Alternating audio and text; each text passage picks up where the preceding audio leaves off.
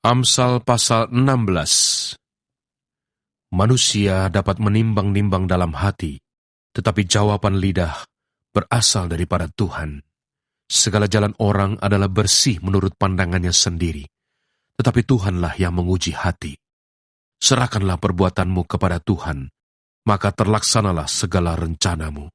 Tuhan membuat segala sesuatu untuk tujuannya masing-masing. Bahkan orang fasik dibuatnya untuk hari malapetaka. Setiap orang yang tinggi hati adalah kekejian bagi Tuhan. Sungguh, ia tidak akan luput dari hukuman. Dengan kasih dan kesetiaan, kesalahan diampuni. Karena takut akan Tuhan, orang menjauhi kejahatan. Jikalau Tuhan berkenan kepada jalan seseorang, maka musuh orang itu pun didamaikannya dengan dia. Lebih baik penghasilan sedikit disertai kebenaran daripada penghasilan banyak tanpa keadilan. Hati manusia memikir-mikirkan jalannya, tetapi Tuhanlah yang menentukan arah langkahnya. Keputusan dari Allah ada di bibir raja.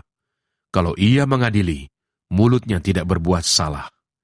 Timbangan dan neraca yang betul adalah kepunyaan Tuhan. Segala batu timbangan di dalam pundi-pundi adalah buatannya. Melakukan kefasikan adalah kekejian bagi raja, karena tahta menjadi kokoh oleh kebenaran. Bibir yang benar dikenan raja, dan orang yang berbicara jujur dikasihinya. Kegeraman raja adalah bentara maut, tetapi orang bijak memadamkannya. Wajah raja yang bercahaya memberi hidup, dan kebaikannya seperti awan hujan musim semi. Memperoleh hikmat sungguh jauh melebihi memperoleh emas, dan mendapat pengertian jauh lebih berharga daripada mendapat perak. Menjauhi kejahatan, itulah jalan orang jujur. Siapa menjaga jalannya, memelihara nyawanya. Kecongkakan mendahului kehancuran, dan tinggi hati mendahului kejatuhan. Lebih baik merendahkan diri dengan orang yang rendah hati, daripada membagi rampasan dengan orang congkak. Siapa memperhatikan firman akan mendapat kebaikan, dan berbahagialah orang yang percaya kepada Tuhan. Orang yang bijak hati disebut berpengertian, dan berbicara manis lebih dapat meyakinkan. Akal budi adalah sumber kehidupan bagi yang mempunyainya. Tetapi siksaan bagi orang bodoh ialah kebodohannya. Hati orang bijak menjadikan mulutnya berakal budi, dan menjadikan bibirnya lebih dapat meyakinkan. Perkataan yang menyenangkan adalah seperti sarang madu, manis bagi hati, dan obat bagi tulang-tulang. Ada jalan yang disangka lurus, tetapi ujungnya menuju maut. Rasa lapar bekerja untuk seorang pekerja, karena mulutnya memaksa dia. Orang yang tidak berguna menggali lubang kejahatan, dan pada bibirnya seolah-olah ada api yang menghanguskan. Orang yang curang menimbulkan pertengkaran, dan seorang pemfitnah menceraikan sahabat yang karib. Orang yang menggunakan kekerasan menyesatkan sesamanya, dan membawa dia di jalan yang tidak baik. Siapa memejamkan matanya, merencanakan tipu muslihat. Siapa mengatupkan bibirnya, sudah melakukan kejahatan. Rambut putih adalah mahkota yang indah, yang didapat pada jalan kebenaran. Orang yang sabar melebihi seorang pahlawan. Orang yang menguasai dirinya melebihi orang yang merebut kota. Undi dibuang di pangkuan, tetapi setiap keputusannya berasal daripada Tuhan. Amsal pasal 17. Lebih baik sekerat roti yang kering disertai dengan ketenteraman, daripada makanan daging serumah disertai dengan perbantahan. Budak yang berakal budi akan berkuasa atas anak yang membuat malu, dan akan mendapat bagian warisan bersama-sama dengan saudara-saudara anak itu. Kui adalah untuk melebur perak, dan perapian untuk melebur emas, tetapi Tuhanlah yang menguji hati. Orang yang berbuat jahat memperhatikan bibir jahat. Seorang pendusta memberi telinga kepada lidah yang mencelakakan. Siapa mengolok-olok orang miskin, menghina penciptanya. Siapa gembira karena suatu kecelakaan, tidak akan luput dari hukuman. Mahkota orang-orang tua adalah anak cucu, dan kehormatan anak-anak ialah nenek moyang mereka. Orang bebal tidak layak mengucapkan kata-kata yang bagus, apalagi orang mulia mengucapkan kata-kata dusta. Hadiah suapan adalah seperti mestika di mata yang memberinya. Kemanapun juga ia memalingkan muka, ia beruntung. Siapa menutupi pelanggaran, mengejar kasih, tetapi siapa membangkit-bangkit perkara, menceraikan sahabat yang karib. Suatu hardikan lebih masuk pada orang berpengertian daripada 100 pukulan pada orang bebal. Orang durhaka hanya mencari kejahatan, tetapi terhadap dia akan disuruh utusan yang kejam. Lebih baik berjumpa dengan beruang betina yang kehilangan anak, daripada dengan orang bebal dengan kebodohannya. Siapa membalas kejahatan dengan kejahatan, kejahatan tidak akan menghindar dari rumahnya. Memulai pertengkaran adalah seperti membuka jalan air. Jadi, undurlah sebelum perbantahan mulai. Membenarkan orang fasik dan mempersalahkan orang benar, kedua-duanya adalah kekejian bagi Tuhan. Apakah gunanya uang di tangan orang bebal untuk membeli hikmat, sedang ia tidak berakal budi? Seorang sahabat menaruh kasih setiap waktu, dan menjadi seorang saudara dalam kesukaran.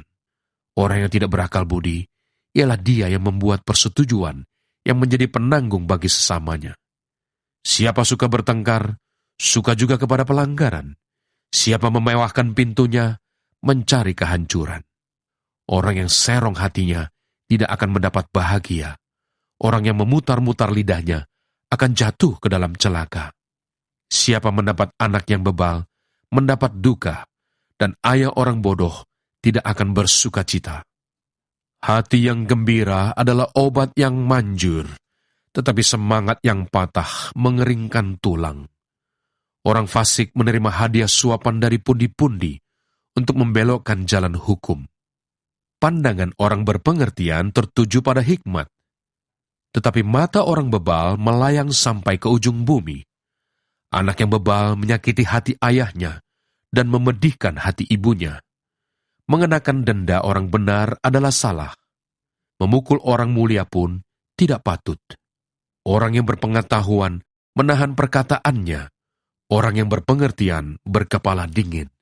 Juga orang bodoh akan disangka bijak kalau ia berdiam diri, dan disangka berpengertian kalau ia mengatupkan bibirnya. Amsal pasal 18.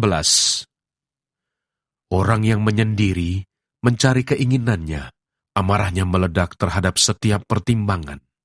Orang bebal tidak suka kepada pengertian, hanya suka membeberkan isi hatinya. Bila kefasikan datang, datanglah juga penghinaan dan cela disertai cemooh.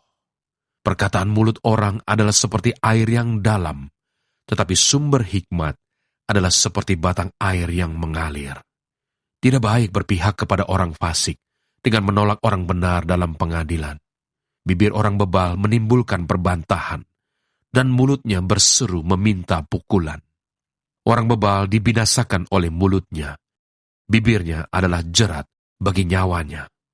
Perkataan pemfitnah seperti sedap-sedapan yang masuk ke lubuk hati. Orang yang bermalas-malas dalam pekerjaannya sudah menjadi saudara dari si perusak. Nama Tuhan adalah menara yang kuat. Kesanalah orang benar berlari, dan ia menjadi selamat. Kota yang kuat bagi orang kaya ialah hartanya, dan seperti tembok yang tinggi menurut anggapannya. Tinggi hati mendahului kehancuran, tetapi kerendahan hati mendahului kehormatan. Jikalau seseorang memberi jawab sebelum mendengar, itulah kebodohan dan kecelaannya. Orang yang bersemangat dapat menanggung penderitaannya, tetapi siapa akan memulihkan semangat yang patah? Hati orang berpengertian memperoleh pengetahuan, dan telinga orang bijak menuntut pengetahuan. Hadiah memberi keluasan kepada orang, membawa dia menghadap orang-orang besar. Pembicara pertama dalam suatu pertikaian nampaknya benar.